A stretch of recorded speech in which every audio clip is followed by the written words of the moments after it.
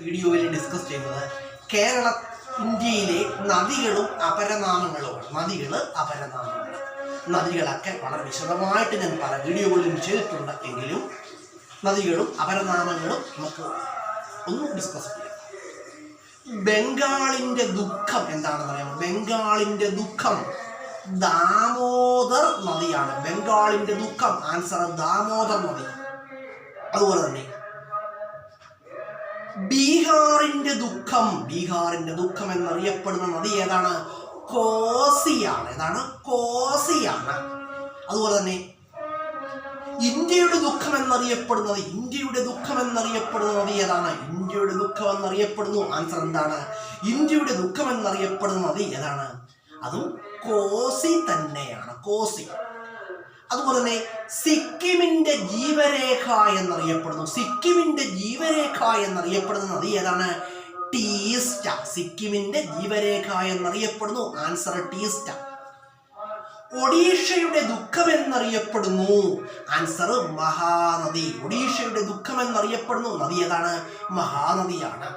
അതുപോലെ തന്നെ ആസാമിന്റെ ദുഃഖം എന്നറിയപ്പെടുന്നു. ആസാമിന്റെ ദുഃഖം ഏതാണ്? ബ്രഹ്മപുത്ര. ആസാമിന്റെ ദുഃഖം എന്നറിയപ്പെടുന്നു. ആൻസർ ബ്രഹ്മപുത്രയാണ്. അതുപോലെ മധ്യപ്രദേശിന്റെയും ഗുജറാത്തിന്റെയും ജീവനാഡി എന്നറിയപ്പെടുന്നു നദി ഏതാണ്? നർമ്മദയാണ്. മധ്യപ്രദേശിന്റെ ജീവനാഡി നർമ്മദ. അതുപോലെ ഗുജറാത്തിന്റെ ജീവനാഡി ഏതാണ്? നർമ്മദയാണ്. ഗോവയുടെ ജീവരേഖ എന്നറിയപ്പെടുന്നു. ആൻസർ എന്താണ്? മണ്ഡോവി. ഗോവയുടെ ജീവരേഖ എന്നറിയപ്പെടുന്നു മണ്ഡോവി.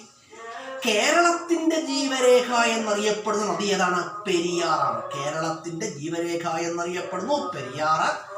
മധ്യ തിരുവിതാംകൂറിന്റെ ജീവനാഡി എന്നറിയപ്പെടുന്നതിനെയാണ് പമ്പയാണ്. എന്താണ്? പമ്പയാണ്.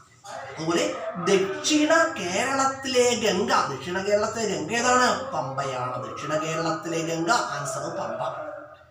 അതുപോലെ കേരളത്തിലെ ഗംഗ ഏതാണ്? ഭാരതപ്പുഴ. കേരളത്തിലെ ഗംഗ ഏതാണ്? ഭാരതപ്പുഴയാണ്. ബേപ്പൂർ പുഴ ഏതാണെന്നറിയാമോ? ബേപ്പൂർ പുഴ എന്നറിയപ്പെടുന്നു. ആൻസർ ചാലിയാറാണ്. അതുപോലെ ദക്ഷിണ ഗംഗ എന്നറിയപ്പെടുന്നു. ആൻസർ കാവേരി. ദക്ഷിണ ഗംഗ കാവേരി. തെലുങ്കു ഗംഗ, പാതാള ഗംഗ, ഇത് രണ്ടും എന്താണ്? കൃഷ്ണയാണ്. തെലുങ്കു ഗംഗ എന്നറിയപ്പെടുന്നതും പാതാള ഗംഗ എന്നറിയപ്പെടുന്നതും എന്താണ്? കൃഷ്ണയാണ്. വൃദ്ധഗംഗ ആൻസർ ഗോദാവരി. വൃദ്ധഗംഗ ഏതാണ്? ഗോദാവരി. കേരള ഗംഗ ഏതാണ്? കേരള ഗംഗ എന്നറിയപ്പെടുന്നതിനെയാണ് ഭാരതപ്പുഴയാണ്. കേരള ഗംഗ എന്നറിയപ്പെടുന്നു. ആൻസർ ഭാരതപ്പുഴ. അപ്പൊ നമ്മള് കുറച്ച് ക്വസ്റ്റ്യൻസ് പറഞ്ഞു. ഈ ക്വസ്റ്റ്യൻസ് എന്താണ്? പരീക്ഷകൾക്ക് ചോദിക്കാൻ സാധ്യതകളേറെയുള്ള ക്വസ്റ്റ്യൻസ് ആണ്. നദികളൊക്കെ വളരെ വിശദമായിട്ട് ഞാൻ പല വീഡിയോകളിലും പറഞ്ഞിട്ടുണ്ട്. അപ്പൊ അങ്ങനെ കിടക്കുന്നില്ല. ഇത് നദികളുടെ അപരനാമങ്ങൾ കുറച്ച് ക്വസ്റ്റ്യൻസ് ആണ്. ചോദിക്കാൻ സാധ്യതയുള്ള ക്വസ്റ്റ്യൻസ് ആണ്. നിങ്ങൾ പഠിച്ചു വെച്ചാൽ നിങ്ങൾക്ക് എവിടെ ഉപകാരപ്പെട്ടേക്കാം? പരീക്ഷകളിൽ ഉപകാരപ്പെട്ടേക്കാം കേട്ടോ. വീഡിയോ കാണുന്നതിന് തുടർച്ചയായിട്ട് കാണുക.